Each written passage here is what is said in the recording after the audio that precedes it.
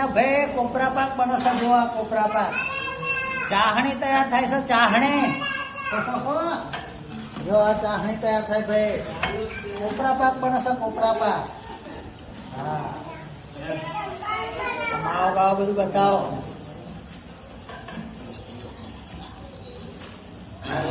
સુકી આવી ભાઈ સુકી આવી જો અમારી આમાં સુકી આવી જો આ સુકી કાયમ અમારા વિડીયોમાં આવે છે ને સુકી આવી શું બનાવવાનું આપણે કોપરા પાક શું બનાવવાનું કોપરા પાક હા તા ખાવાનો